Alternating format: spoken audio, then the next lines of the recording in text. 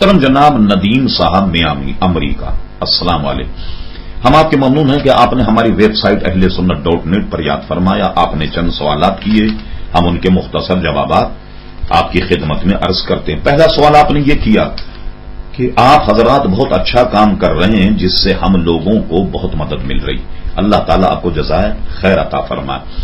محترم ندیم صاحب، بہت بہت شکریہ کہ آپ نے ہمارے کام پر تحسین فرمائی، اور ہماری بھی دعا ہے کہ اللہ تبارک و تعالی آپ کو آپ کی عمر دراز فرمائے اور تمام مقاصد میں آپ کو کامیابی عطا فرمائے۔ امریکہ میں رہتے ہوئے رب کریم شریعت مطہرہ پر آپ کو عمل کرنے کی توفیق عطا فرمائے۔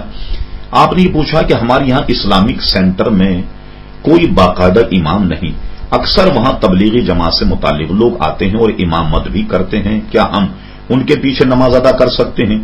دیکھیے، جواباً عرض ہے کہ تبلیغی جماعت جو ہے یہ وہابیوں کی ایک شاخ، دیوبندی وہابیوں کی ایک شاخ ہے، جنہوں نے حکمت عملی یہ اختیار کی کہ وہ کسی کے خلاف بات نہیں کرتے، روزہ نماز ہی کی بات کرتے ہیں، لیکن دبے لفظوں میں وہ ہمارے مشرب اور مسلب سے متعلق جتنی چیزیں ان کو بدعت اور شرک ضرور کہتے ہیں۔ مثلا وہ محفل میلاد کے قائل نہیں، کھڑے ہو کر صلاۃ و سلام کے وہ قائل نہیں، نبی کریم علیہ الصلاۃ والسلام کی تعظیم کے وہ قائل نہیں۔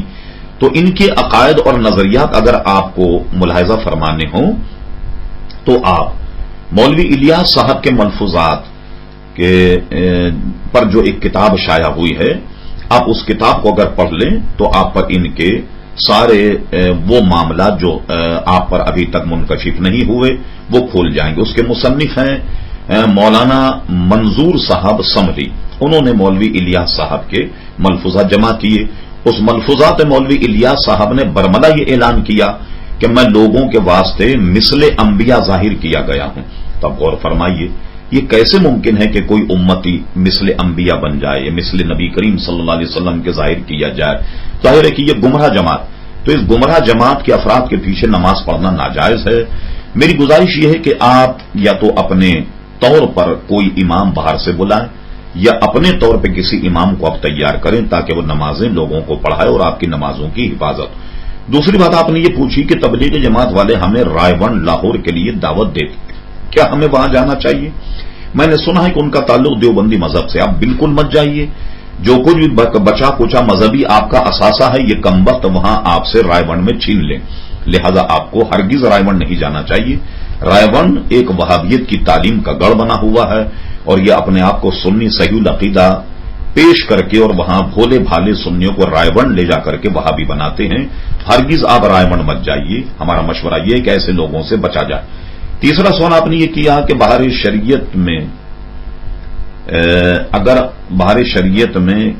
اگر عورت نماز کے دوران مکمل پردہ نہیں کرے گی تو اس کی نماز ادا نہیں ہوگی، کیا اس حکم میں کوئی حدیث ہے تاکہ خواتین کو ہم قائل کر سکیں؟ محترم، یہ تو جب بہار شریعت آپ نے پڑھی ہے تو بہار شریعت کا جب باب کا آغاز جہاں سے ہوتا ہے تو وہاں بھی یہ سارے احکامات موجود ہیں، یہ آپ کو مل جائیں گے۔ مختصر یہ ہے کہ نماز کے دوران خاتون اپنے ہاتھوں کے پنجے گٹوں سے نیچے، پیر یعنی ٹخنوں سے نیچے اور چہرے کی ٹکلی جو پیشانی کی بالوں کی جڑ سے لے کر ٹھوڑی کے نیچے تک اور دونوں کانوں کے درمیان کا حصہ، صرف اتنا حصہ خاتون کا کھلا رہنا چاہیے۔ کان، گردن، گلا، کلائیاں، پنڈلیاں یہ سب ڈھکی رہنی چاہیے۔ ان میں سے کوئی چیز اگر چوتھائی کی مقدار تک بھی چھلکنے لگ جائے تو نماز خاتون کی گویا فاسد ہو جائے گی۔ پتلا کپڑا جس میں سے پیر چھلک رہے ہوں یا ایسا کپڑا سر پر باندھنا جس میں سے سیاہ بال چھلک رہے ہوں یہ نماز کو فاسد کر دے گا۔ پھر آپ نے یہ کہا کہ میں نے کتاب میں پڑھا ہے کہ حضرت عمر رضی اللہ تعالی نے فرمایا کہ جب حضور صلی اللہ علیہ وسلم حیات تھے تب ہم کہا کرتے تھے السلام علیکہ یا رسول اللہ، اور انتقال کے بعد ہم کہتے ہیں السلام علیکہ رسول اللہ صلی اللہ علیہ وسلم۔ بات اصل میں یہ ہے کہ صرف بخاری میں اتنا کہ ہم پڑھا کرتے تھے السلام علیکہ ایھا النبی، تو حضور کا جب وصال ہوا تو ہم نے پڑھا السلام علیکہ علی النبی۔ اس سے یہ کہنا کہ کوئی اس میں فساد ظاہر کرنا یہ تو بہت برا۔ پورے علماء کا اس میں اجماع ہے، ہمارے اہل سنت کا، کہ اتحیات میں جب آپ اتحیات پڑھیں تو اس کا ایک ایک جملہ واجب ہے، اور اتحیات میں آپ کو یہی پڑھنا پڑے گا السلام علیک ایھا النبی ورحمۃ اللہ وبرکاتہ، کوئی ایک جملہ بھی